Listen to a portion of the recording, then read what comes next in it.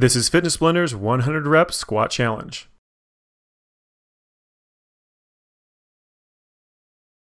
In this workout, we're going to be going through 10 different squat variations for 10 repetitions each, giving us a total of 100 repetitions. Now, this routine doesn't require any equipment, but if you want to make it harder, you can always add extra weight. We also have not included a warm-up or a cool-down, so you want to make sure you get those in on your own. Alright, so assuming you've gotten your warm-up done, let's go ahead and get started with that first exercise, which is going to be a basic squat. We're doing 10 repetitions. Let's go ahead and get ready. And begin. Get a nice deep squat. Keep that back perfectly flat the entire time. You want to focus on trying to get those hips down as low as you can, as low as is comfortable for that knee. So the main goal is to try to get those hips at least to knee height. If you can, drop those hips even lower than that, just making sure that back stays nice and flat. You want to try to mimic the angle off of your shin with the angle of your chest to make sure you're getting a nice clean squat.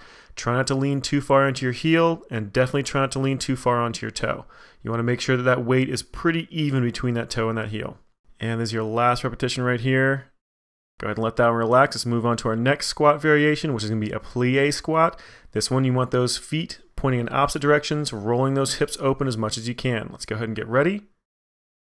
And start it up. Again, feet in opposite directions, squatting down as low as is comfortable. You're going to feel like you have a pretty limited range of motion here, especially depending on how flexible that inside thigh is, as well as that hamstring. So you want to make sure you're trying to get those knees pointing in as close to opposite directions as is comfortable for that knee and for that hip. Again, keep that back perfectly straight up and down, trying to get those hips down as low as is comfortable. Just keep those lungs open, keep that repetition going nice and slow, under control.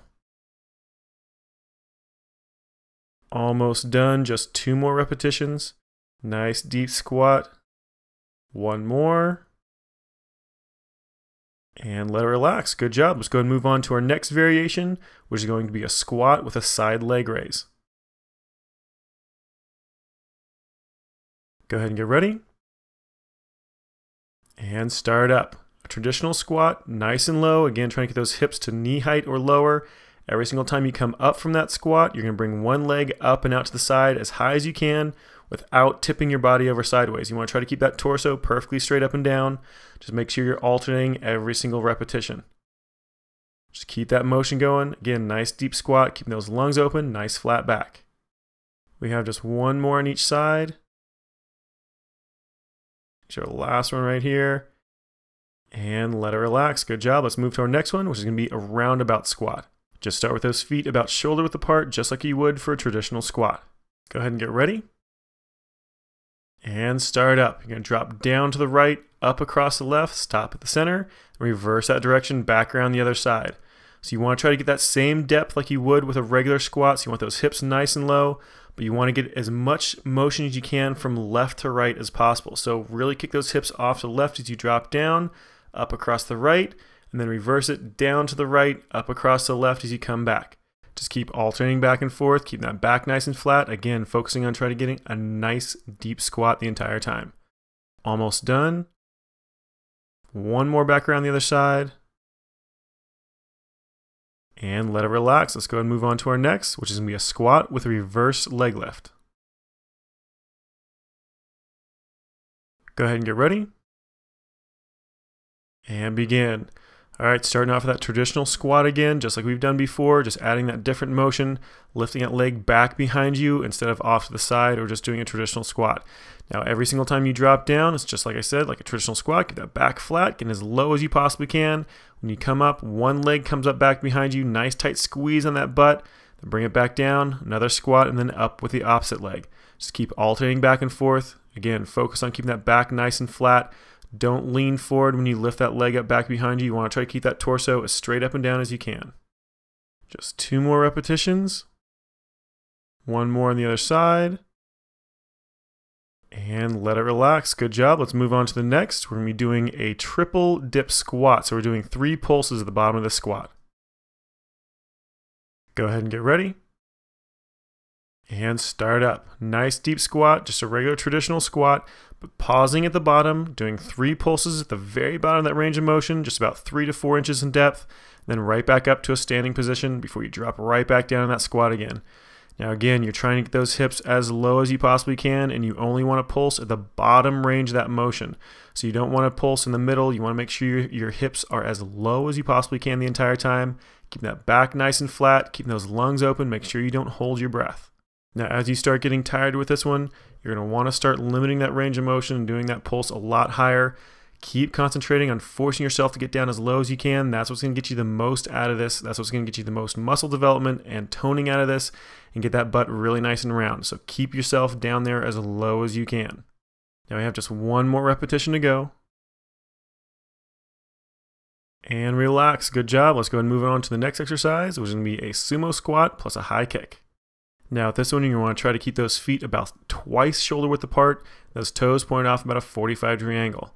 Let's go ahead and start it up. Get those feet out nice and wide. Turn those toes off. Nice big deep squat, and then you can bring one leg up and over top. Nice big circular motion. Right back down to the place where you picked it up from. Nice big deep squat again, then back up and over. Now, as you do this, your feet are going to start wandering back in towards each other. Try to keep those feet really nice and far apart. It'll make that outside thigh and that inside thigh have to work a lot more, as well as focusing on those glute muscles, those butt muscles, in a different way than a traditional squat. So try to keep those knees out nice and wide.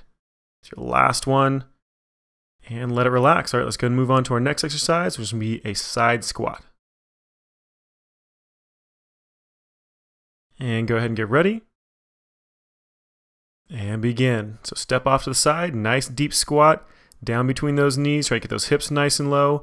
The wider you step, the harder it's going to be on those legs, the more development you're going to get out of that glute muscle, that butt muscle, as well as the more effort you're going to get out of those outside thighs. So the wider you step, the more you're going to have to challenge those muscles, so try to get as wide as you can. Now you only have a couple repetitions left. One more back over the other side. And let it relax. Good job. Let's move on to our next, which is a double dip ski squat. So those feet are going to be really nice and close together. 2 pulses at the bottom. Let's go ahead and get ready. And begin. Those feet just about 2 to 3 inches apart. You're going to drop down, keep those knees straight in line with that foot. Make sure your knees don't kick off to the side or tuck in. You want to keep them right over top of that foot. Nice deep squat. Try to get those hips down as low as you can. Just like a regular squat, you're trying to get those hips to at least knee height or lower if you can, as long as it's comfortable on that knee and that hip. Again, keep that back nice and flat. You're doing that pulse at the bottom, 2 to 4 inches in depth, trying to do it only at the very bottom of that range of motion. Now just keep it going a little bit longer. You only have 2 more repetitions. One more. Keep that pulse nice and low. And let it relax. Nicely done. All right, let's go ahead and move on to our last exercise of this routine, which is going to be a jump squat. We're going to end off with a hard one. Let's go ahead and get ready. And start up. Nice deep squat. Jump as hard as you can. Drop right back into a squat again, and then jump again. As quickly as you can. Make sure you get a nice slow recoil down into that squat. Get as low as you can before you jump as hard as possible. The lower you go, the more strength development, the more muscle development you're going to get in that butt, so the rounder it's going to get. Almost done. And let it relax. Good job. This workout is complete.